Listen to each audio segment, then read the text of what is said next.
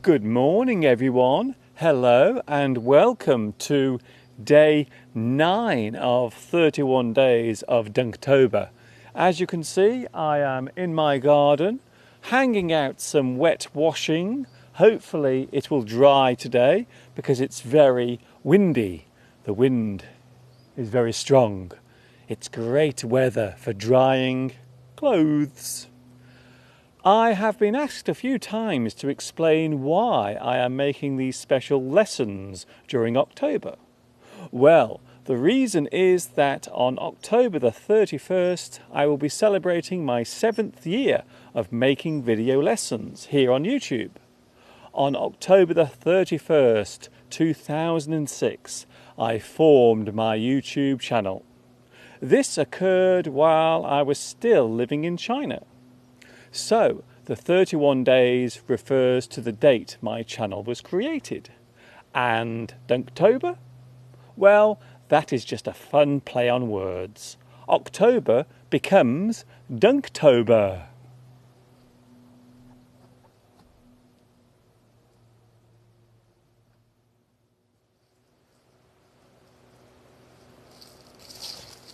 I thought today we would look at some idioms, as they always help to liven up a sentence. Today's first idiom is off the cuff. This idiom refers to a comment or something that has been said with little or no preparation. The thing said has not been thought out. An off-the-cuff speech is one that is being made up as it is being given. The speech can be described as impromptu. It is being said on the spur of the moment. An off-the-cuff remark means that something was said without thinking. Sometimes an off-the-cuff comment can get you into a lot of trouble. The phrase refers to the cuff found on the end of a shirt sleeve.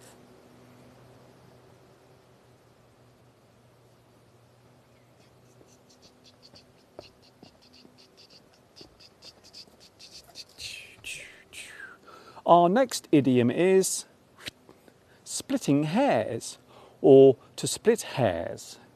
If someone is splitting hairs, then they are arguing or complaining about something small and trivial. Oh, how you just love splitting hairs. If you split hairs, then you actively look for something small and trivial to complain about. He always wants to split hairs about the food. If someone is losing an argument, then they might start splitting hairs so as to try and win.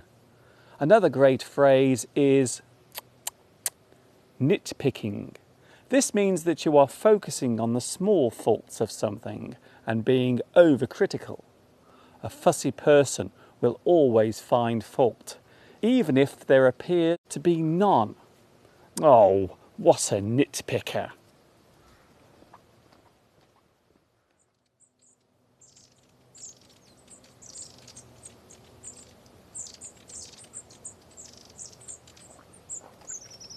There are lots of long-tailed tits feeding above me.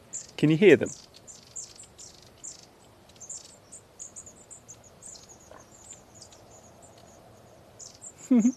How lovely. Today's final idiom is heads up. To give someone a heads up or to get a heads up means to give or receive a warning of some approaching danger or problem. You give someone a heads up to warn them. You give them a chance to react before an event occurs. You can give a heads up to one or more people. If someone helps you out by giving you a warning, then you can thank them for the heads up. Hey, thanks for the heads up yesterday. If someone did not warn you, then you might say, hey, a little heads up might have been nice. To warn someone is to give them a heads up.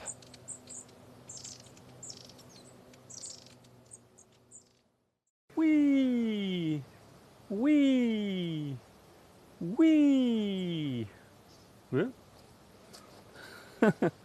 That is almost it from me for today. Just before I leave you, yes, it's time for some special hellos.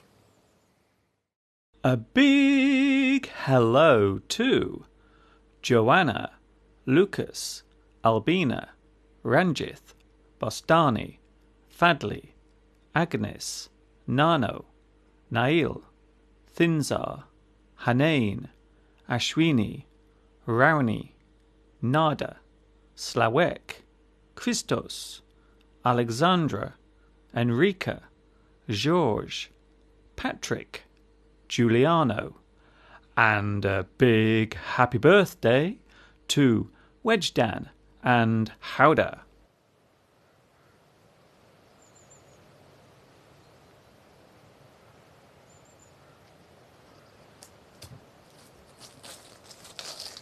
Can you see who are back? The sheep.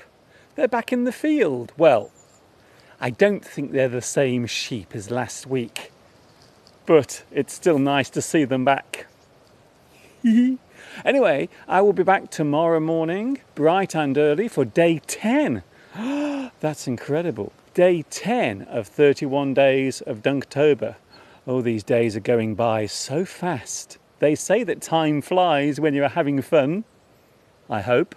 I will see you tomorrow morning. This is Mr. Duncan in England saying see you tomorrow and ta-ta for now. Ta-ta, sheep.